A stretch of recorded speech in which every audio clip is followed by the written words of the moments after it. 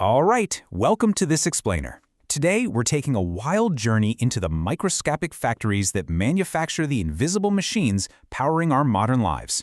We're talking about a level of engineering so tiny and so precise, it completely changes how we interact with the world around us. Now, before we get too deep, let me ask you something. What in the world do your smartphone camera, your car's airbags, and that dusty desktop printer all have in common? On the surface, absolutely nothing, right? They serve entirely different purposes, operate in totally different environments, and seem to rely on completely different tech. But if you strip them down, way down past the circuit boards, you'll find a shared, hidden technological foundation. We usually think of our devices as just microelectronics, just purely electrical signals zipping around flat silicon chips. But that's only half the story. To actually interact with the physical world, to sense motion, to physically move a lens to focus light, to trigger an airbag in a split second, you need actual physical machines. We are talking about microscopic mechanical devices hiding right there inside your tech, operating at unimaginably small scales. The official term for this tech is MEMS. That stands for Microelectromechanical Systems. Basically, it's exactly what it sounds like, products that mash up mechanical and electrical elements at absurdly small length scales. We're talking anywhere from a few millimeters down to almost the size of an atom. The crazy part here is that these aren't just flat circuits, they have real physical moving parts. Gears, hinges, springs, mirrors, all measured in micrometers. So, Section 1, Sculpting Silicon, the foundations of micromachining. How on earth do engineers actually shape materials that are thinner than a human hair?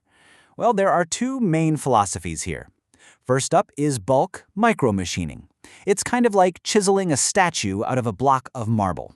You start with a solid piece of single crystal silicon, hit it with chemicals, and literally carve away everything you don't want. It's subtractive. Then you've got surface micromachining. This one is way more like stacking microscopic Legos. You build up incredibly thin layers of structural materials and alternate them with temporary spacer materials.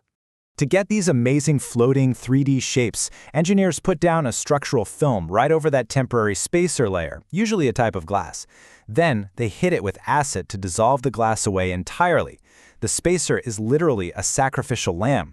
Once it's washed away, boom, you are left with a freestanding, highly complex mechanical structure just hovering there above the silicon substrate. Moving on to Section 2, Origami in Microscale, Moving Hinges and Micromirrors. Because building really tall structures layer by layer is a total nightmare at this scale, engineers got super creative. They build it flat and then they fold it up. There's an incredibly precise 5-step sequence for making a microscopic hinge. Step 1, you deposit some spacer glass. Step 2, pattern your polysilicon to make the hinge pins. Step 3, add a second spacer layer of glass over that. Step 4, drop in another polysilicon layer as a staple to hold the pin. And finally, Step 5, dissolve all the spacers. Just like that, you've built a perfectly functional microscopic hinge, completely flat on a silicon wafer. And here is where it gets spectacular. You take that tightly machined flat hinge we just talked about, and you deploy it. All of a sudden, you've got a microscopic mirror popping right up into 3D space, held perfectly in place by those tiny hinges. It is literal micro-origami. It completely transforms flat, horizontal machining into complex vertical mechanics.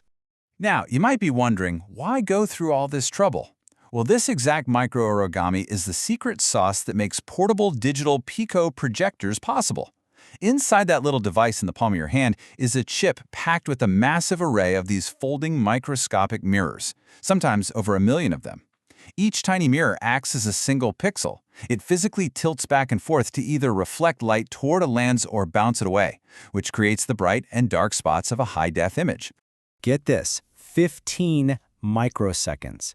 That's the time it takes for one of those millions of mirrors to switch between on and off. 15 microseconds. It is an absolutely mind-blowing speed, way faster than your eye or brain could ever hope to process. By fluttering back and forth that insanely fast, the mirror controls the exact dose of light, giving us incredibly precise shades of gray, and when you mix in colored light, millions of distinct colors. All right, Section 3, the tiny inkjet engine, fluid dynamics at the microscale. So we just saw how MEMS play with light, but what about extreme physical force? Take a regular desktop printer. Inside its tiny nozzle, it generates 1.4 megapascals of pressure. That is a massive amount of force. It just goes to show, tiny machines can still pack an absolute wallop to get the job done.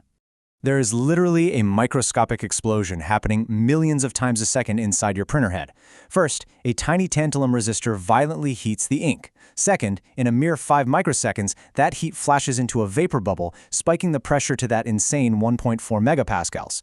Third, that explosive expansion rockets a microscopic droplet of ink out of the nozzle at incredibly high velocity. And fourth, the heater shuts off, the bubble collapses, and the nozzle gulps fresh ink, ready to fire again in just 50 microseconds. It's basically a microscopic internal combustion engine firing with absolute flawless precision.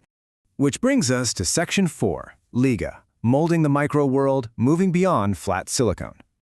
Surface micromachining is amazing, sure, but it's stuck using really thin layers of silicon.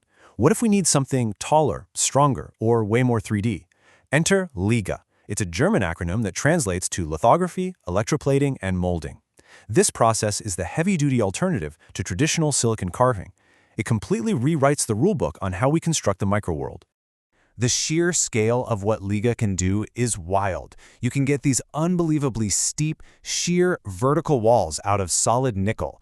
There is no way you could ever etch standard silicon perfectly straight like that. To get these perfect vertical walls hundreds of micrometers tall, LIGA blasts powerful X-rays from a synchrotron to carve an ultra-deep, ultra-precise polymer mold, and then fills it up with electroplated metal. So the big takeaways for LIGA: it uses targeted X-rays, it creates molds with extreme vertical aspect ratios, and it swaps out brittle silicon for tough electroformed metals. But here's the absolute coolest part. Engineers can take powerful rare earth magnetic powders, like neodymium, mix them with epoxy, squash them into these LIGA molds, and cure them. That is exactly how they make those hyper-powerful tiny magnets for high-end in-ear headphones. We are literally molding custom magnets at the micro scale. And that brings us to our final thought. We've seen how engineers sculpt silicon, fold microscopic origami, tame explosive fluid dynamics, and cast rare earth metals, all at the width of a human hair. But you know, engineering never really stops. So if we can reliably build complex mechanical engines measured in micrometers, what's stopping us from building factories at the scale of a single atom? The jump from MEMS to nanoscale manufacturing really is the next great frontier, and the invisible machines of tomorrow are only going to get smaller.